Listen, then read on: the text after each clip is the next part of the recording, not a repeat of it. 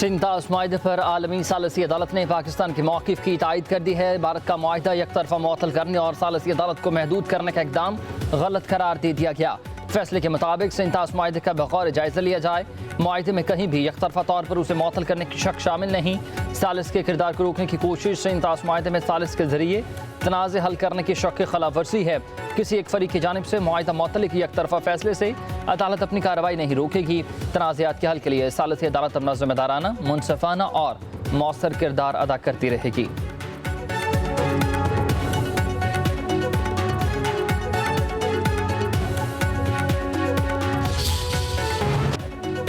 Supreme court ने मखसूस नशिस्तों से मुतालिक नज़रसानी की दरख्वास्तें मंजूर कर ली हैं। पीटीआई को मखसूस नशिस्तें देने का फैसला कल अदम करार। सुप्रीम कोर्ट ने 3 के मुकाबले में 7 की अक्सरियत से मुख्तसर फैसला सुना दिया। मुख्तसर फैसला जस्टिस अमीनुद्दीन ने सुनाया। पेशावर हाई कोर्ट का फैसला बरकरार रखते हुए पीटीआई को मखसूस नशिस्तें देने का हुक्म कल अदम करार दिया। 17वीं समाअत के दौरान आईनी बेंच ने 11 जजेस में शामिल जस्टिस सलाहुद्दीन पनहोर ने केस सुनने से माजरत कर ली। कहा, अवाम में जानिबदारी का तासुर जानना दुरुस्त नहीं है, इसलिए बेंच में नहीं बैठ सकता। बेंच टूटने के बाद आईनी बेंच ने वक्फा किया और फिर 10 जजों के साथ दोबारा से समाअत शुरू हुई।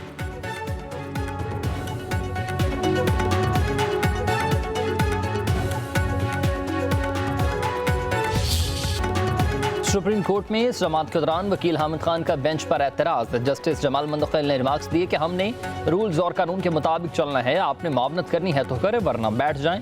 वकील हामिद खान ने कहा कि आप ऐसी सख्ती कैसे कर सकते हैं, आप मेरी ज़बान बंदी कर रहे हैं, आप गुस्से में हैं, गुस्से में होने की वजह से आप ये केस ना सुने। जस्टिस जमाल मंदखिल ने जवाब दिया कि आप अपनी ज़बान संभाल कर बात करें। मैं अपने इदारे की वजह से अपनी माँ के फातिहा छोड़ कर आया हूँ, आपको ये सब मजाक लग रहा है? मैं गुस्से में नहीं, मुझे अफसोस है। आपको सुप्रीम कोर्ट का ख्याल होना चाहिए। आप 26वें आईनी तरमीम की बात करते हैं क्या? ये आईनी तरमीम सुप्रीम कोर्ट ने नहीं की, ये आईनी तरमीम पार्लियामेंट की है। हम इसके पाबंद हैं, या तो आप दलाइल दें या फिर वकालत छोड़ दें। हामिद खान ने कहा कि मेरा दिल तो यही चाहता है, मगर इस तरमीम के खिलाफ जितना हो सका वो तो करूँगा।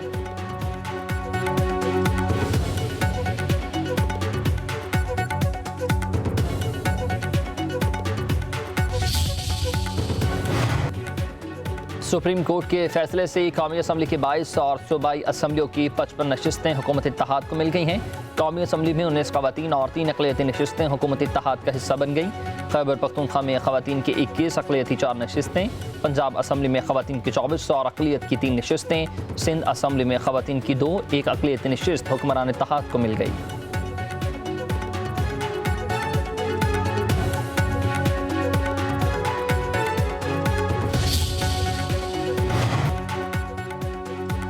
वज़ीर-ए-आज़म शहबाज शरीफ का मखसूस नशिस्तों के हवाले से सुप्रीम कोर्ट के आईनी बेंच के फैसले का खैर मकदम। एक बयान में कहा कि फैसले से आइन और कानून की बालादस्ती कायम हुई। अपोजिशन अब हुकूमत के साथ मिलकर मुल्क की तरक्की और खुशहाली के लिए अपना मस्बत किरदार अदा करे।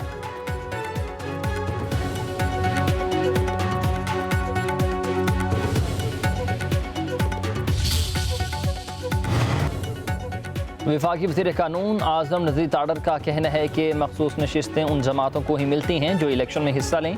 आज हाई कोर्ट का फैसला रिव्यू हुआ है, जजेस की अक्सरियत ने फैसला जारी किया। इसी फार्मूले पर सूबाई असम्बलियों की सीटें भी तय होंगी। मुकदमात का फैसला इनकी बुनियाद पर ही होता है। आज़ाद उम्मीदवार मखसूस नशिस्तों के हकदार नहीं हो सकते।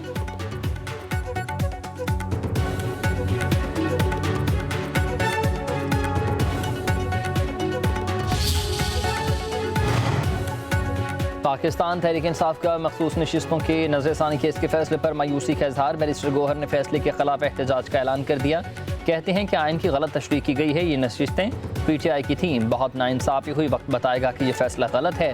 फैसले के खिलाफ असम्बली और अवामी सतह पर एहतजाज करेंगे।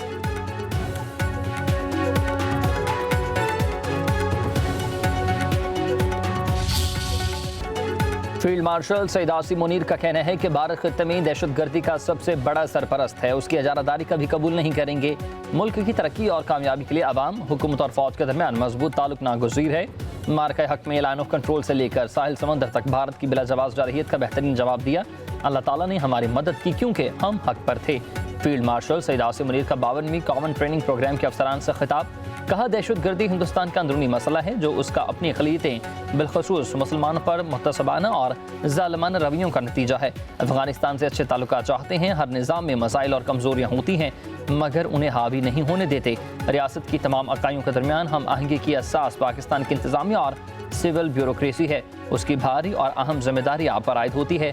तारीख को भूल जाने वाली अक़वाम का मुस्तक़बिल तारीख हो जाता है।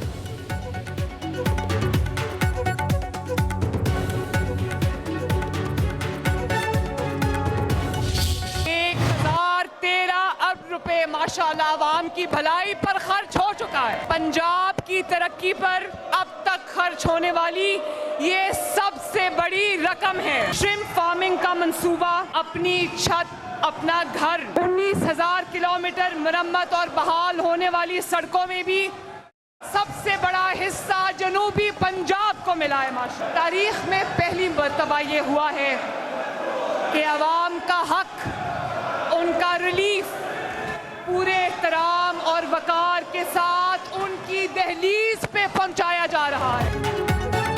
नवाज शरीफ को जो माइनस करना चाहते थे वो खुद ही माइनस हो गए हैं। उन्हें किसी और ने नहीं, उनकी नाकिस कारकर्दगी ने ही माइनस कर दिया।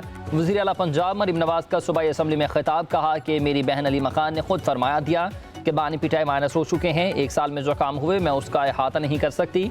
तारीख का सबसे बड़ा टैक्स फ्री बजट पेश किया। किसान हिम्मत कार्ड, मिनॉरिटी कार्ड पर हर शहर और हर पसमानदा तरीन इलाके के लोगों को दिया गया। जनूबी पंजाब के नाम पर कई हुकूमतें गिराई और बनाई गईं।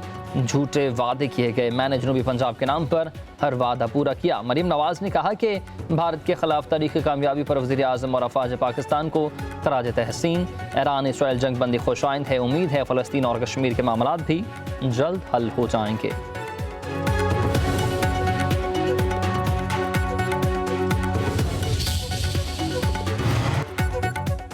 वज़ीर आज़म शहबाज शरीफ की बजट मंजूरी के बाद अरकान सेनेट और कौमी असम्बली से मुलाकात। कहा कि अवाम दोस्त बजट बनाने के लिए मुआशी टीम ने शब रोज़ मेहनत की।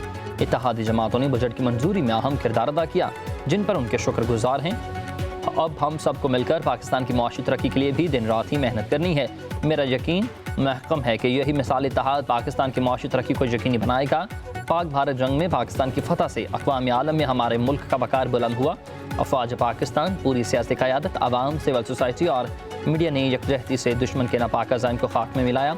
इसराइल ईरान तनाज़े के हल से ख़ुत्ते में अमन व खुशहाली के दरवाजे खुलेंगे।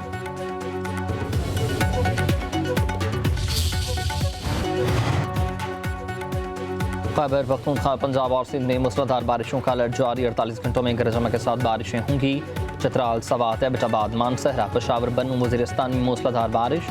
लाहौर के मुख्तलिफ इलाकों में मूसलाधार बारिशें। एयरपोर्ट, हरबंसपुरा, बाटापुर, गढ़ी शाहू, फतेहगढ़ में सदर, इचरा और दीगर इलाकों में भी बादल खूब जमकर बरसे। गलियां नदी नालों का रूप धार गईं। कराची के मुख्तलिफ इलाकों में एक बार फिर से बारिश हुई। सरजानी टाउन, कोरंगी समेत दीगर इलाकों में कहीं हल्की तो कहीं तेज़ बारिशें। इस्लामाबाद में सूरज और बादलों के दरमियान आंख मिचोली जारी।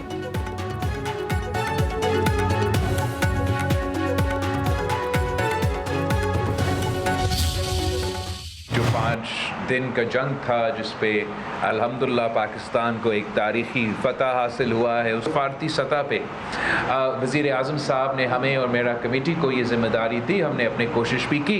जिस तरीके से इन्होंने हमारा डिजिटल प्लेटफॉर्म्स को, सोशल मीडिया के मोर्चा को संभाला था पाकिस्तान के लिए, वो भी उस पर भी हम सब फ़ख्र करते हैं। जो पाकिस्तान की मीडिया का किरदार था वो भी मेरे ख्याल में तारीखी था।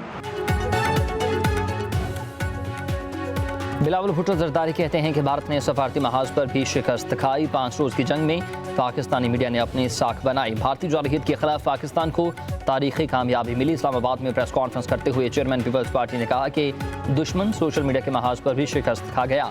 वज़ीर आज़म का पहलगाम वाक़े का तहकीकात कराने का फैसला खुशाइंद। तमाम सियासी जमातों ने भारतीय जारहियत पर जो हो सका वो किया।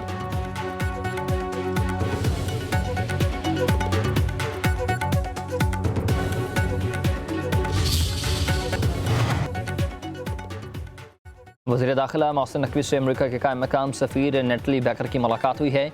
बाहमी दिलचस्पी के अमूर, पाक अमरीका ताल्लुकात और मुख्तलिफ शोबों में ताउन बढ़ाने समेत इलाकाई सूरत हाल पर तबादला ख्याल।